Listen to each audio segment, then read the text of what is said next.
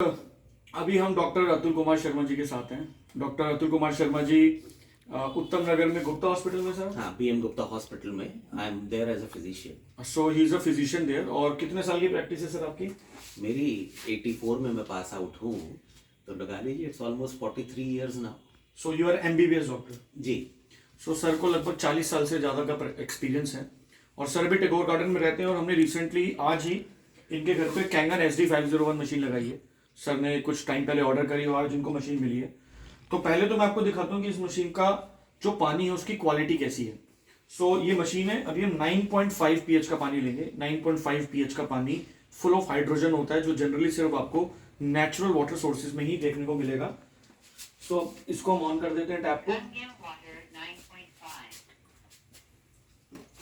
सो ये पानी आ रहा है यहाँ से दो जगह से पानी आता है। उसका पीछे का पाइप है, ये फ्रंट पाइप है।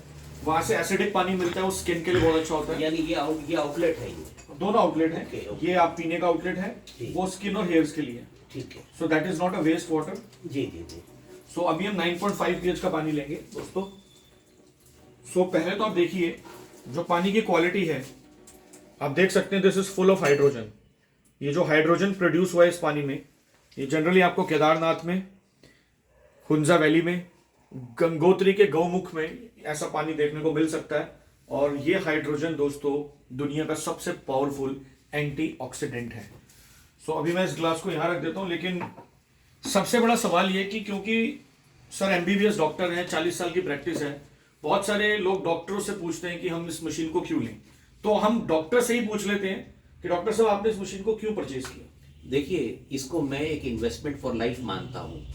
मोस्ट इम्पॉर्टेंट चीज़ यहाँ ये आती है कि अगर हमने एक प्रिवेंटिव केयर के लिए, प्रिवेंटिव जिसे बोलते हैं मीन्स के तौर पे, अगर हम इसे घर पे लगाते हैं, क्यूरेटिव एस्पेक्ट बाद में आता है, प्रिवेंटिव पहले आता है। अगर हम बीमारी को आने ही नहीं देना चाहते हैं तो अल्टीमेटली अल्कलाइन वाटर जो होता है, it is a must for all of us. और सबसे बड़ी बात कहाँ आती है, हमारी बॉडी में एसिडिटी, इन्फ्लेमेशन। ये स्टार्ट ही हमेशा ही एसिडिक चीज़ों से होती है, जिनमें हमारा पानी सबसे बड़ा कल्प्रिट है।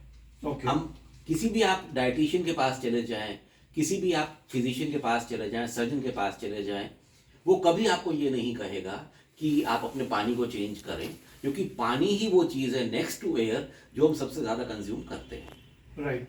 सो क्योंकि ये पानी एंटीऑक्सीडेंट है, इसका ORP oxidation reduction potential negative है, जी।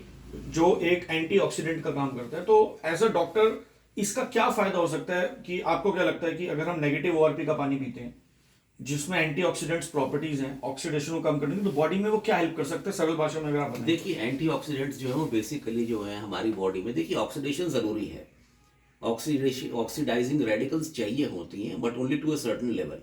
ओके। क्योंकि बॉडी में जितने भी केमिकल रिएक्शंस हैं वो दो ही तरह के हैं, ऑक्सीडेशन एंड रिडक्शन। तो oxidation and reduction they both have to go hand in hand.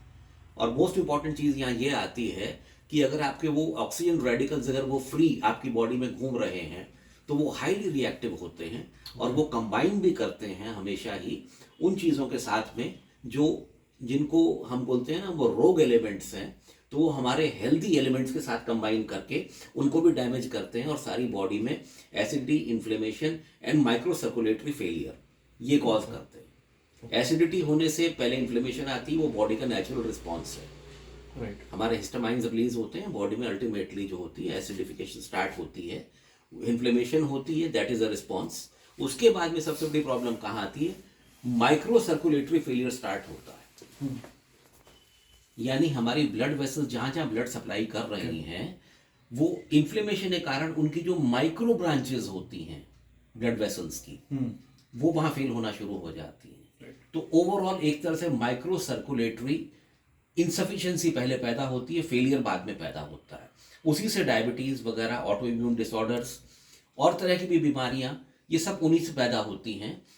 Infection से लड़ने की हमारी पावर कम हो जाती है, ओवरऑल हमारी वाइटैलिटी कम हो जाती है।